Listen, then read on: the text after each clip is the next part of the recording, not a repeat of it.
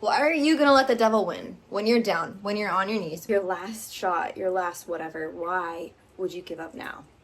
Why quit? Do you understand that the Bible tells us to persevere through trials, through pain, through doubt, fear? Like, that's when it gets good. That's when your faith can get tested and you can actually see what you're made of.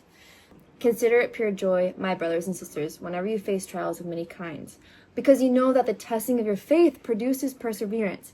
Let perseverance finish its work, so that you may be mature and complete, not lacking in anything. If any of you lacks wisdom, you should ask God, who gives generously to all without finding fault, and it will be given to you. So whatever situation you're facing right now, you can ask God for wisdom in it. Ask for the discernment, ask for the peace, ask for the comfort. He will provide it, but he wants us to run to him. He's not going to just give us something without asking. He's there, but he wants you to run to him. And today was a really good sermon at church. Our pastor, actually, shout out to our pastor, he gave this beautiful visual of just having our faith tested and going through struggles in the hard times. So this is not in the Bible, but there is a story to depict it. There was a farmer that had a donkey that fell into a pit, and this pit was extremely deep, like 10 plus feet deep in the ground. He tried everything he could from sun up to sundown to get his little donkey out of this pit. Nothing was working. So finally the farmer gave up and he said, you know what, I don't have the tools and I can't help him. And so the best thing to do at this point would be to bury him, to let him go back into the earth and, pass away. But what happened was so much better. He started to throw dirt on top of this donkey, and the donkey felt uncomfortable, so he started to shake off the dirt. As soon as he started to shake off enough dirt, he would step up on it. And then the farmer would throw more dirt, and then he would shake it off, pound it into the ground, step up on it, till eventually he was able to use what was meant to bury him to get him out of the pit. And I think a lot of times in life, the devil buries us. And we get buried by even our own choices. And it's not even always the devil's fault. It's just the fallen world and our own sin. But what the devil sent to bury you, God uses to sustain you, give you a hope, give you revelation, give you a new perspective, and get you out of that situation. But he was saying, my pastor, he was basically just saying, sometimes we need to flip a situation on its head. And what if our trials, we don't let those things get us down, but what if instead we use them for fuel? We use them to get closer to God. We use them as a testimony.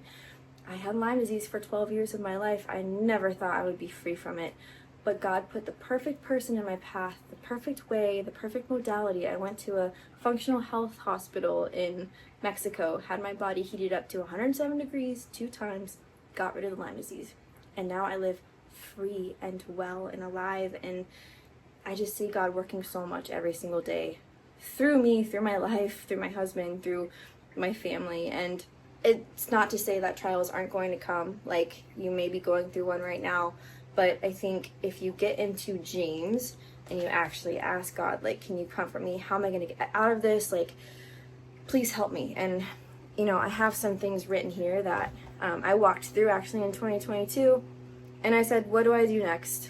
And here we are 3-4 years later, and I have the answer, and I have the joy, and I have Jesus still. It's crazy when we go through these trials and we just think that's it, that's all there is for me. But then you get to the other side of things and you look back and you're like, wait, God was there the whole time. He never left. Sometimes it's just us that strays away from him. Sometimes it's us that are so distracted in our sin or our doubt, fear, whatever it may be, that we can't hear him.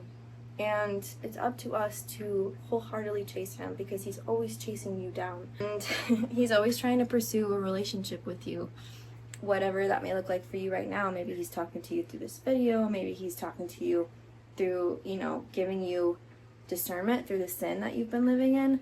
But my point is to just not give up.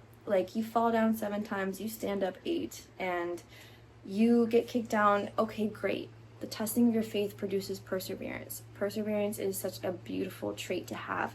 Grit and perseverance and having the faith. And what exactly is faith? It is Hebrews 11:1. Faith is the confidence in what we hope for and the assurance about what we do not see. So faith quite literally means that you can't see the other side. You can't see the whole situation and how your life plans out and where God's going to take you from here. But it's the confidence in knowing and the assurance in knowing that he's going to carry you through until his good work is done. So again, why the heck would you quit right now? Why would you give up right now when it's the hardest? When on the other side of all of this, on the other side of that mountain that you get to climb is beauty, revelation, rest, peace, but you have to get there.